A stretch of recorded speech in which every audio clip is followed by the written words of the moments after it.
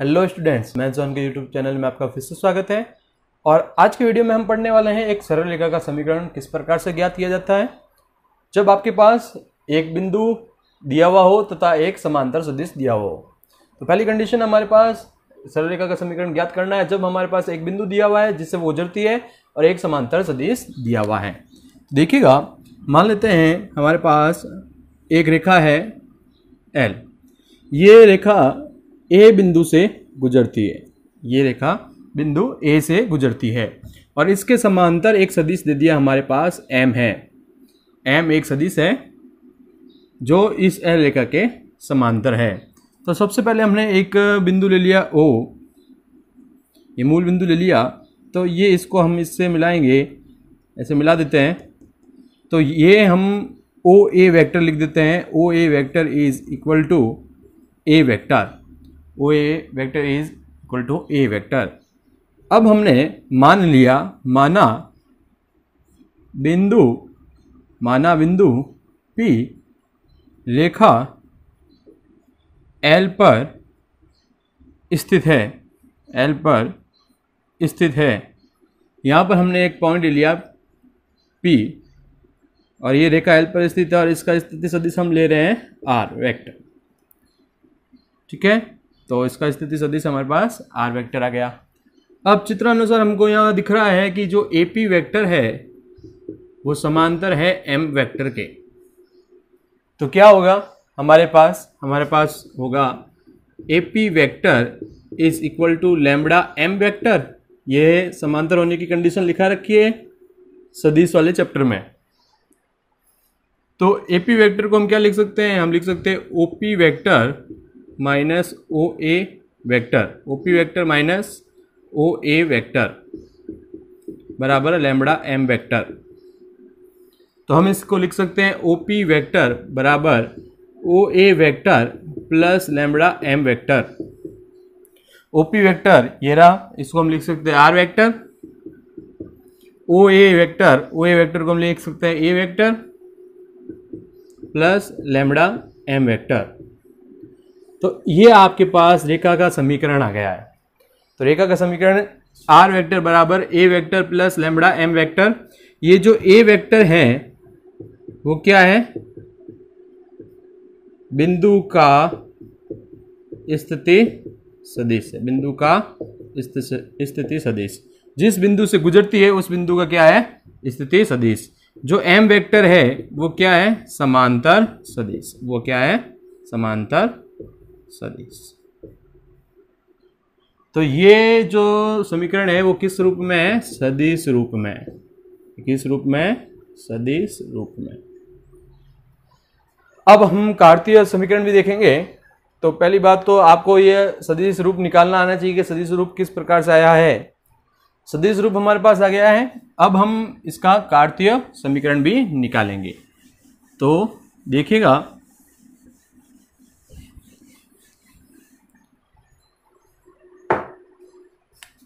यदि रेखा x1, y1, z1 से गुजरती है, ठीक है, तथा दिक् अनुपात a, b, c है। तो हमने क्या लिखा? R वेक्टर बराबर A vector plus lambda M vector. तो R वेक्टर क्या है? स्थिति सदिश है किसी बिंदु का। तो बिंदु के लिए हम क्या लिख देंगे? x i cap plus y j cap plus z k cap. ये हमने R वेक्टर के लिए लिख दिया। A वेक्टर के लिए हम क्या लिखेंगे? ये देखिए, ये A वेक्टर क्या होता है? किसी बिंदु से गुजरने वाली रेखा के लिए A वेक्टर यूज किया जाता है। देखो यहाँ पे के लिए बिंदु का स्थिति सदिश। तो बिंदु हमारे पास क्या है? x1, y1, z1। तो हम क्या लिखेंगे? x1 i cap plus y1 j cap plus z1 k cap. ये इस प्रकार से हमने लिख दिया। प्लस लैम्बडा, ये M वेक्टर क्या होता है? M वेक्टर समांतर सदिश होता है, उसके लिए यूज किया जाता है। तो समांतर सदिश के जो अपने पास दिक् अनुपात है वो क्या है? A B C। तो A i cap plus b j cap plus c k cap, ये हमने यूज़ कर लिया। तो अब हम क्या कर सकते हैं, अब हम इसको यूं लिख सकते हैं, जरा देखिएगा, x minus x one i cap plus y minus y one j cap plus z minus z one k cap, यानी इस पूरे पार्ट को इस तरफ लेके गए और हमने कॉमन ले लिया। बराबर में क्या बचेगा, लैम्बडा ए, चलिए इसको बोल देते हैं lambda a i cap plus lambda b j cap plus lambda c k cap. ठीक है, तो अब हम इसकी तुलना कर लेते हैं। तो तुलना करने पर क्या आएगा, x माइनस एक्स वन बराबर lambda a, y minus y one बराबर lambda b, z minus z one बराबर लैम्बडा सी। तो ये इस प्रकार से आ गया है। तो अब हम क्या करेंगे, x minus x one upon a बराबर lambda y minus y one बट्टा बी बराबर लैम्बडा और z minus z one upon c बराबर लैम्बडा।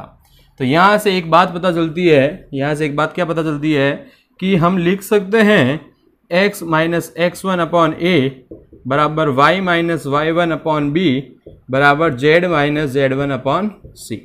तो ये एक रेखा का समीकरण आ गया कार्तीय रूप में, ये है कार्तीय रूप। सदिश रूप पूछे तो आपको ये लगाना है, कार्तीय रूप पूछे तो आपको ये लगाना है। तो ये मैंने डेरिवेशन बता दिया कि किस प्रकार से ये फॉर्मूला डिराइव हुआ है। आपको डायरेक्ट ये फॉर्मूला याद रखना है और ये फॉर्मूला याद रखना है। आपको ये पता होना चाहिए कि x1 y1 z1 क्या होते हैं, x1 y1 z1 बिंदु के निर्देशांक होते हैं और यहाँ पे जो ये ABC लिखा जाता है वो समांतर सदिश के दिक् अनुपात होते हैं। ठीक है, नोट कर लीजिए। अब हमारे पास एक क्वेश्चन है जिसमें एक बिंदु दिया हुआ है, एक सदिश दिया हुआ है जो कि समांतर है। तो हमें समांतर रेखा का सदिश व कार्तीय समीकरण निकालना है। तो सबसे पहले आप क्या करेंगे, बिंदु, ये जो भी बिंदु है 5,2, -4 का स्थिति सदिश यानी कि ए वेक्टर बराबर हम क्या लिख देंगे, 5i cap plus 2j cap -4 k cap. तो ये हमारे पास आ गया। अब समांतर सदिश, ये रेखा के समांतर है, तो समांतर सदिश कौन सा है, समांतर सदिश है ये, हम इसको बी वेक्टर लिख देते हैं 3i, आप चाहें तो m लिख सकते हैं, 3i cap plus 2j cap -8 k cap. इसलिए रेखा का सदिश समीकरण क्या होगा, r वेक्टर बराबर a vector plus lambda b vector.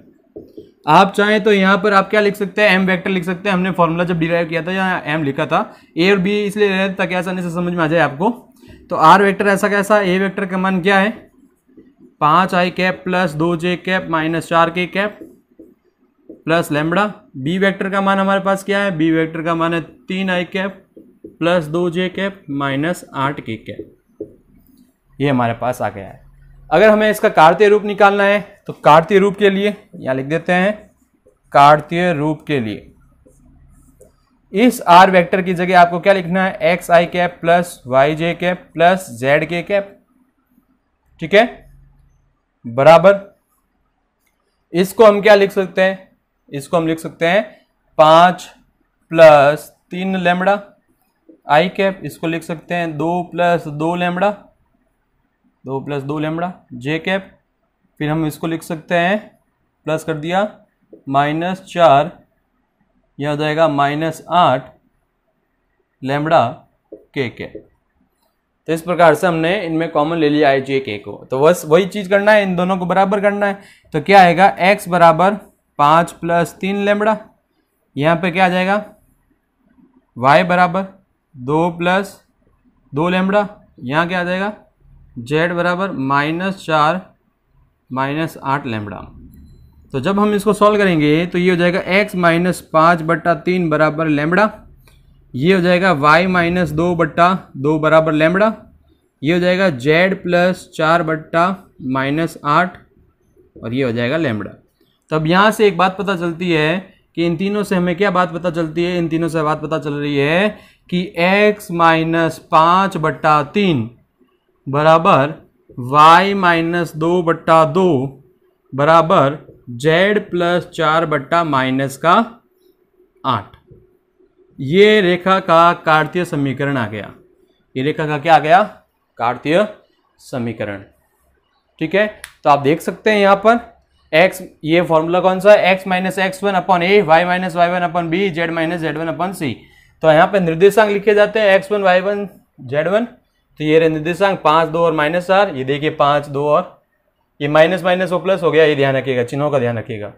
तो 3 2 और माइनस 8 है, 3 2 और माइनस 8 है, ये भी सी का मान आ गया। तो इस प्रकार से आपको क्वेश्चन को हल करना है जब आपके पास एक बिंदु और एक समांतर सदिश दिया हुआ है।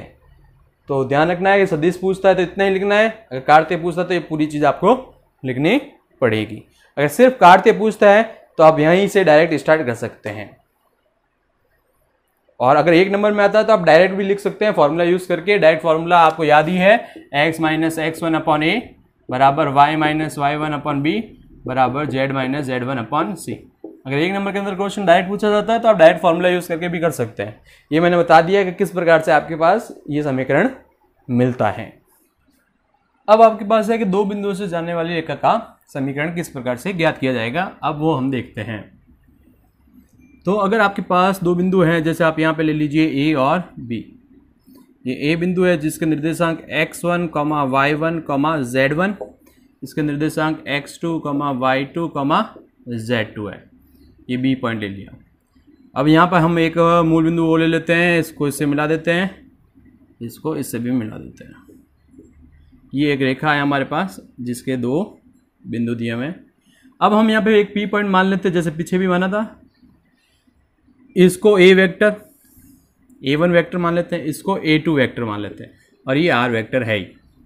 ठीक है, तो मैं यहाँ पे एक और लिख देता हूँ कि बिंदु ए के निर्देशांक x1, y1, z1, बिंदु बी के निर्देशांक x2, y2, z2, और p के निर्देशांक होंगे x, y, z। ये अपने मानना है। तो OP वेक्टर है r वेक्टर, ठीक है, याद रखिएगा। OA वेक्टर बराबर है A1 वेक्टर, और OB वेक्टर है हमारे पास है A2 वेक्टर। तो हम लिख सकते हैं कि AP वेक्टर AB वेक्टर सरेखीय है। ये देखिए सरेखीय, तीनों बिंदु एक ही रेखा पर है तो ये सरेखीय है, तो AP वेक्टर और AB वेक्टर सरेखीय है। तो हम क्या लिख सकते हैं कि AP वेक्टर बराबर लैम्बडा AB वेक्टर। ये कंडीशन सरेख और समांतर के लिए सेम ही होती है, पिछले चैप्टर में हमने पढ़ा है। तो AP वेक्टर को हम क्या लिख सकते हैं, OP vector minus OA vector बराबर लैम्बडा। AB वेक्टर को हम क्या लिख सकते हैं, OB vector minus OA vector. ठीक है, अब हम क्या लिख सकते हैं कि OP वेक्टर बराबर OA vector plus lambda OB vector minus OA vector. OP vector मतलब क्या था, OP वेक्टर हमारे पास था R वेक्टर, तो ये लिख दिया हमने R वेक्टर। OA वेक्टर का मान क्या है, A1 वेक्टर, तो ये लिख दिया हमने A1 वेक्टर। OB वेक्टर का मान A2 vector minus A1 vector. तो इस प्रकार से हमने ये सदिश रूप में समीकरण ज्ञात कर लिया। सदिश रूप में, ये सदिश रूप में रेखा का समीकरण है जहां पर A1 प्रथम बिंदु का निर्देशांक होगा, A2 द्वितीय बिंदु का निर्देशांक होगा। अगर आपको इसको कार्तीय रूप में चेंज करना है तो सिंपल सा, आप देखिए यहाँ पर x1 y1 z1, x2 y2 z2, x y z लिखा है, तो अपन इसको क्या लिख सकते हैं, देखिएगा जरा, थोड़ा कॉम्प्लिकेटेड हो जाएगा, जगह कम है, फिर भी ध्यान से देखिएगा।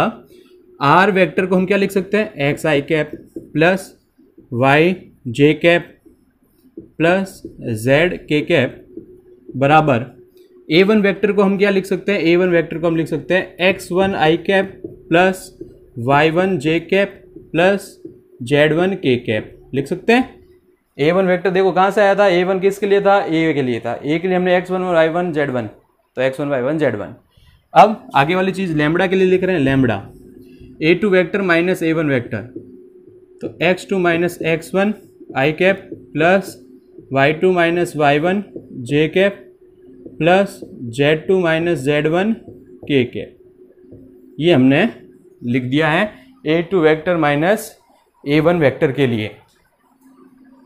ठीक है, अगली बात समझ में आपको। तो अब क्या करेंगे, अब वही चीज जो हमने पहले किया था, हम यहाँ पे अलग अलग करेंगे, सेपरेट करेंगे, माइनस करेंगे, तो हमारे पास क्या आएगा, x माइनस x1 अपॉन, मैं पूरा डायरेक्ट सॉल्व कर रहा हूँ क्योंकि मैंने पिछले जो फॉर्मूला डिराइव किया था उसमें बता दिया था। तो हमारे पास आएगा x minus x1 upon x2 minus x1 बराबर लैम्बडा आएगा। यहाँ से y minus y1 upon y2 minus y1 बराबर लैम्बडा आएगा। z minus z1 upon z2 minus z1 बराबर लैम्बडा आएगा। तो हम क्या लिख सकते हैं, x minus x1 upon x2 minus x1, y minus y1 upon y2 minus y1 और z minus z1 upon z2 minus z1। तो ये आपके पास कार्तीय समीकरण आ गया है, कार्तीय समीकरण। वो सदिश रूप में समीकरण, ये कार्तीय रूप में समीकरण। अब हमारे पास दो बिंदु दिए हुए हैं 3, 4, 1, 2, 5, 6। तो इससे जाने वाली रेखा का समीकरण ज्ञात करना है। तो आप क्या करेंगे, सबसे पहले आप इसको लिख सकते हैं a वेक्टर बराबर 3i cap plus 4j cap plus k cap, और b वेक्टर लिख सकते हैं आप 2i cap plus 5j cap plus 6k cap. अगर आप बिंदु लेके करना चाहते हैं तो आप स्थिति सदिश के रूप में लिखेंगे, वैसा भी आप लिख सकते हैं। तो पहला बिंदु ये रहा, दूसरा बिंदु ये रहा, अपन ने लिख दिया। तो अब सदिश रेखा, सदिश रूप में रेखा का समीकरण। तो सदिश रूप में रेखा का समीकरण क्या होता है, सदिश रूप में r वेक्टर बराबर a vector plus lambda b vector minus a vector. वहाँ मैंने a1 a2 लिया था, तो आप b वेक्टर a वेक्टर से आसानी से याद रख सकते हैं, इसलिए अपन b वेक्टर a वेक्टर ले रहे हैं। तो r वेक्टर बराबर, आप चाहें तो a1 a2 ले सकते हैं, और उस फॉर्मूले में अगर वो फॉर्मूला याद है तो उसमें आप रख सकते हैं, कंफ्यूज होने की जरूरत नहीं है। पहला वेक्टर प्लस लैम्बडा, दूसरा माइनस पहला। तो आपको ये मान रख देना है 3i cap plus 4j cap plus k cap plus lambda 2i cap plus 5j cap plus 6k cap minus a vector का मान 3i cap plus 4j cap plus k cap. इसको सॉल्व कर लेंगे, यानी कि r वेक्टर ऐसा कैसा, ये चीज़ ऐसी कैसी रहेगी, प्लस लैम्बडा, इसको सॉल्व कर लेना है। तो क्या आएगा, माइनस का i कैप प्लस का j कैप प्लस का 5k कैप। ये इस प्रकार से ये वेक्टर का मान यहाँ पे रख देना है। तो ये हमारे पास सदिश आ गया है। अगर हमें कार्तीय रूप निकालना है तो आप देखिए x minus x1 upon x2 minus x1 बराबर y minus y1 upon y2 minus y1, z minus z1 upon z2 minus z1। ये फॉर्मूला लगा देना है। तो हमारे पास क्या आ जाएगा, हमारे पास कार्तीय रूप आ जाएगा, कार्तीय रूप। तो कार्तीय रूप में ये पड़ा x1 y1 z1, x2 y2 z2। इस फॉर्मूले में रखते हैं, हमारे पास आंसर आ जाएगा।